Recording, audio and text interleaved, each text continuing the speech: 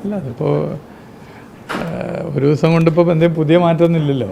നമ്മൾ തുടക്കത്തിൽ പറഞ്ഞ നില തന്നെയാണ്. പൊതുവെ ഇടതുപക്ഷ ജനാധിപത്യ മുന്നണിക്ക് അനുകൂലമായി കാര്യങ്ങൾ വരും. നല്ല നിലയിൽ LDF വിജയമുണ്ടാകും.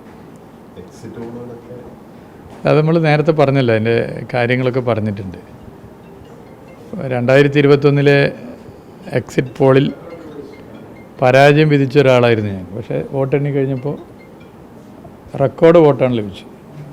അത് ഞാൻ മാത്രമല്ല, മണിയാശാൻ, ഒരുപാട് പേർ, ബാലുശ്ശേരി മണ്ഡലം, അങ്ങനെ കുറേ മണ്ഡലങ്ങളുണ്ട്. എനിക്കൊന്ന് തൃത്താല മണ്ഡലം അന്ന് MP രാജേഷ് തോക്കുന്നായിരുന്നെന്ന് പറഞ്ഞത്. പക്ഷേ MP രാജേഷ് അവിടെ വിജയിച്ചു. അപ്പോൾ അതൊക്കെ എല്ലാവരും അറിയുന്നു. ഇപ്പോൾ പെട്ടിയിലാണല്ലോ നമ്മളിപ്പോൾ എന്ത് അങ്ങനെയാണോ അങ്ങനെയല്ലെന്ന് പറഞ്ഞിട്ട് കാര്യമില്ല. വോട്ട് പെട്ടിയിലുണ്ട്. അല്ല, പൊതുവെ LDFന് അനുകൂലമായ സാഹചര്യം ഉണ്ടാവും. LDFന് അനുകൂലമായിരിക്കും കാര്യങ്ങൾ.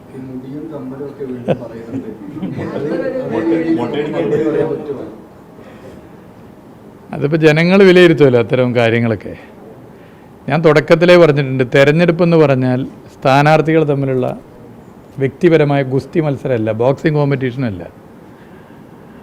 അത് ആശയങ്ങൾ തമ്മിലുള്ള ഏറ്റുമുട്ടലായിട്ടാണ് ഞങ്ങൾ ഇടതുപക്ഷം പൊതുവെ അതിനെ കാണുന്നത്. ജനങ്ങളും അങ്ങനെയാണ് കാണുന്നത്. ഇപ്പോൾ ജനങ്ങളെല്ലാവരും സ്ഥാനാർത്ഥികളെ വ്യക്തിപരമായി അടുപ്പവും ബന്ധവും വെച്ച് മനസ്സിലാക്കിയിട്ട് വോട്ട് ചെയ്യില്ലല്ലോ. അതിൽ വലിയൊരു ശതമാനം ആശയപരമായി LDF ആണെങ്കിൽ LDF ഉയർത്തുന്ന ആശയം, മുദ്രാവാക്യം അതിനെ പിന്തുണക്കുന്നു. UDF ആണെങ്കിൽ അതിനെ പിന്തുണക്കുന്നു. അല്ലെങ്കിൽ മറ്റാരെങ്കിലും ആണെങ്കിൽ അതിനെ പിന്തുണക്കുന്നു. അങ്ങനെയാണല്ലോ. ഒരു സ്ഥാനാർത്ഥിക്ക് ഒരു ഫ്ലോട്ടിംഗ് വോട്ട് ഉണ്ടാവും. അതാണ് സ്ഥാനാർത്ഥികൾക്ക് ക്യാച്ച് ചെയ്യാൻ പറ്റുന്നത്. അപ്പോൾ തെരഞ്ഞെടുപ്പെന്ന് പറഞ്ഞാൽ സ്ഥാനാർത്ഥികൾ തമ്മിലുള്ള വ്യക്തിപരമായ ഒരു ബോക്സിംഗ് കോമ്പറ്റീഷനായി നമുക്ക് കാണാൻ വേണ്ടി പറ്റില്ല. ജനങ്ങളും വോട്ട് ചെയ്യുന്നത് അങ്ങനെ തന്നെയാണല്ലോ. ജനങ്ങൾ വോട്ട് ചെയ്യുന്നത് ജനങ്ങളുടെ പ്രശ്നങ്ങൾ അതെങ്ങനെ പരിഹരിക്കും, രാഷ്ട്രീയ വിഷയങ്ങൾ, വികസനം, ഇതൊക്കെ കണക്കാക്കിയിട്ടാണല്ലോ ജനങ്ങൾ വോട്ട് ചെയ്യുക. പിന്നെ ആരായിരിക്കും ജനപ്രതിനിധി ആകേണ്ടത്, അതിന് പറ്റുന്നതൊക്കെ ജനങ്ങൾക്ക് കൃത്യമായ ഒരു കാഴ്ചപ്പാടുണ്ടാവുമല്ലോ. അതിൻ്റെ ഭാഗമായിട്ടാണല്ലോ ജനങ്ങൾ വോട്ട് ചെയ്യുക. UDFൽ നിസ്വാർത്ഥമായി ഇപ്പോൾ ബേപ്പൂർ നിയോജക മണ്ഡലത്തിൽ പ്രവർത്തിച്ചവരുണ്ട്. നിസ്വാർത്ഥമായി. ചിലപ്പോൾ LDF സ്ഥാനാർത്ഥിയെ കുറിച്ച് ഒരു നെഗറ്റീവ് ഉണ്ടാവില്ല. പക്ഷേ UDF ഉയർത്തുന്ന ആശയത്തോട് യോജിപ്പുള്ളത് കൊണ്ട് ബേപ്പൂർ മണ്ഡലത്തിൽ UDF സ്ഥാനാർത്ഥി വിജയിക്കാൻ വേണ്ടി നിസ്വാർത്ഥമായി പ്രവർത്തിച്ചവരുണ്ട്. അവർ പോലും സ്വീകരിക്കില്ല ഇത്തരം പ്രസ്താവനകൾ.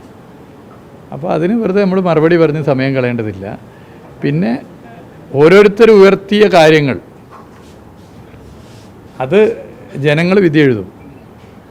ആ നിയോജക മണ്ഡലത്തിൽ ഓരോരുത്തർ ഉയർത്തിയ കാര്യങ്ങൾ ജനങ്ങളെങ്ങനെ സ്വീകരിക്കുമെന്നുള്ളത് 4-ാം തീയതി നമുക്ക് കാണാം.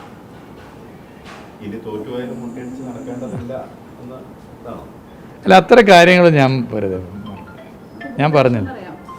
അല്ല, ഞാൻ കിട്ടുന്ന വോട്ടാണ് പറഞ്ഞു. ഭൂരിപക്ഷം ഞാൻ തുടക്കത്തിലും പറഞ്ഞിട്ടില്ല. കിട്ടുന്ന വോട്ട് 2021 ആ നിയോജക മണ്ഡലം ഉണ്ടായതിനു ശേഷം സർവകാല റെക്കോർഡ് വോട്ടാണ് LDFന് കിട്ടിയത്. 82,000. അവിടെ ഒരു മുന്നണിക്കും കിട്ടാത്ത വോട്ടാണ്. ആ 82,000 മറികടക്കും. ഞാൻ എൻ്റെ കാര്യമല്ലേ പറയേണ്ടത്. കിട്ടുന്ന വോട്ട് 82,000-നേക്കാൾ കൂടുതൽ വോട്ട് കിട്ടും. മറ്റുള്ള കാര്യമൊക്കെ പിന്നെ വരേണ്ട കാര്യമാണല്ലോ. അതിപ്പോൾ നമുക്ക് പ്രവചിക്കാൻ പറ്റുന്ന കാര്യമല്ല.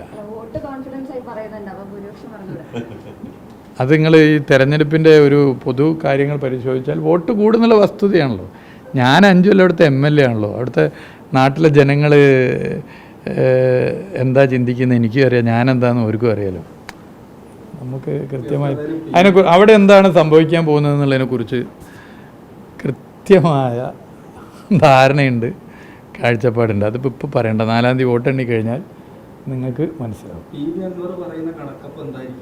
അല്ല, അതൊന്നും ഞാനിപ്പോൾ അതിലേക്കൊന്നും വെറുതെ ഞാൻ തുടക്കത്തിലും പോയിട്ടില്ല, ഇങ്ങോട്ട് പോകാനും ആഗ്രഹിക്കുന്നില്ല. രാഷ്ട്രീയ പ്രവർത്തനം എന്ന് പറഞ്ഞാൽ ഏതെങ്കിലും വ്യക്തിയോടുള്ള ശത്രുത വെച്ച് പുലർത്തി മുന്നോട്ട് കൊണ്ടുപോകേണ്ട ഒരു കർമ്മമായി എനിക്ക് തോന്നിയിട്ടില്ല. അങ്ങനെ ഇനി ഭാവിയിലോട്ട് അതിനോട്ട് താല്പര്യമില്ല. രാഷ്ട്രീയ പ്രവർത്തനം എന്ന് പറഞ്ഞാൽ അത് നമ്മളൊരു ആശയത്തെ മുൻനിർത്തി നടത്തുന്ന പ്രവർത്തനമാണ്. അതിൻ്റെ ഭാഗമായിട്ടാണ്. അപ്പം നമ്മുടെ വാക്ക് കൊണ്ടോ നമ്മുടെ പ്രവൃത്തി കൊണ്ടോ ഒരു 4 ആൾ ഞാൻ പ്രതിനിധാനം ചെയ്യുന്ന പ്രസ്ഥാനത്തിലേക്ക് വരുന്നത് ഇല്ലാതാക്കാൻ താല്പര്യപ്പെടാത്ത ഒരാളാണ് ഞാൻ. എൻ്റെ വാക്കും എൻ്റെ കർമ്മവും 4 പേർ കൂടുതലായി ഞാൻ പ്രതിനിധാനം ചെയ്യുന്ന എൻ്റെ പ്രസ്ഥാനത്തിലേക്ക് വരണം എന്നാഗ്രഹിച്ച് പ്രവർത്തിക്കുന്നയാളാണ്. അൻവർ പറഞ്ഞ മറ്റൊരു കാര്യം ബിജെപിയുടെ വോട്ടും അൻവറിന് കിട്ടുമെന്നാണ്. അങ്ങനെയാണെങ്കിൽ അവിടെ ഒരു കോടിയേരി സഖ്യം ഉണ്ടായിരുന്നു. ഞാൻ പറയേണ്ടതൊക്കെ പറഞ്ഞു കഴിഞ്ഞിട്ടുണ്ട്. ഒരു മന്ത്രി എന്ന നിലയിൽ ഒരുപാട് വികസനങ്ങൾ തുരങ്കപ്പാത, NH, പാലോട്ട് തീരും ഒരുപാട് വിമർശനങ്ങൾ താങ്കൾ നേരിട്ടിട്ടുണ്ട് കഴിഞ്ഞ 5 വർഷത്തിനിടയിൽ. ഒരു ദിവസം മാത്രമാണ്, എന്താണ് ജനങ്ങളോട് താങ്കൾക്ക് മന്ത്രിയെ പറയാം? അല്ല, അങ്ങനെ എല്ലാവരും ഒന്നും വ്യക്തിഹത്യ നടത്തിയവരാണെന്നുള്ള അഭിപ്രായം എനിക്കില്ല. UDF-ലായാലും ഇനി ഒരു രാഷ്ട്രീയ പാർട്ടിയിലില്ലാത്തവരായാലും ഇനി ഏത് രാഷ്ട്രീയ പാർട്ടിയിലായാലും മഹാഭൂരിപക്ഷവും പ്രവർത്തനത്തെ വിലയിരുത്തിയിട്ടുണ്ട്. പിന്നെ മൈക്രോ മൈനോറിറ്റി ആയിട്ടുള്ള ആരെങ്കിലും പറഞ്ഞിട്ടുണ്ടാവും. ഓരോരുത്തരും എന്താണെന്ന് നാടിനറിയാം, നാടിന് നന്നായിട്ട് അറിയാം. ഓരോരുത്തർ എങ്ങനെയാണ് രാഷ്ട്രീയ പ്രവർത്തനം നടത്തുന്നത്, എന്നാണ് നടത്താൻ ആരംഭിച്ചതെന്നൊക്കെ ജനങ്ങൾക്ക് അറിയാലോ. നമ്മൾ പിന്നെ പറയുമ്പോൾ ചിലർക്കൊരു സുഖം കിട്ടും, അതിൻ്റെ ഭാഗമായിട്ട് സുഖം കിട്ടുന്നവർ കിട്ടട്ടെ. നമുക്കിപ്പോൾ ഞാൻ പറഞ്ഞുതരാം, നിങ്ങൾ വ്യക്തിപരമായ അധിക്ഷേപം അത് തീർച്ചയായിട്ടും ഏത് രംഗത്തുള്ളവർ, ഇപ്പോൾ നിങ്ങളായാലും നിങ്ങളെ വ്യക്തിപരമായി അധിക്ഷേപിച്ച ഒരു മാനസിക പ്രയാസമുണ്ട്. പ്രത്യേകിച്ച് ഒറ്റയ്ക്കല്ല, സമൂഹത്തിലാകെട്ട് അലക്കുമ്പോൾ നമുക്ക് മനുഷ്യനാണ് മാനസിക പ്രയാസം ഉണ്ടായേക്കാം. എന്നാൽ ഒരു രാഷ്ട്രീയ പ്രവർത്തകനെ സംബന്ധിച്ചിടത്തോളം, ഒരു CPIM-ൻ്റെ പ്രവർത്തകനെ സംബന്ധിച്ചിടത്തോളം ഏതൊരു വിമർശനത്തിൻ്റെയും പിന്നിലുള്ള രാഷ്ട്രീയത്തെ തിരിച്ചറിയണം. വ്യക്തി അധിക്ഷേപം തുടർച്ചയായി ഇങ്ങനെ നിർത്താതെ അങ്ങനെ വരുമ്പോഴും അതിൻ്റെ പിന്നിലുള്ള രാഷ്ട്രീയത്തെ മനസ്സിലാക്കാനും വൈകാരികമായി പ്രതികരിക്കാതെ വൈകാരികതയ്ക്ക് മുകളിൽ രാഷ്ട്രീയ ബോധത്തെ നിർത്തി ഇടപെടാനും സാധിക്കുക എന്നുള്ളതാണ് ഏറ്റവും വലുത്.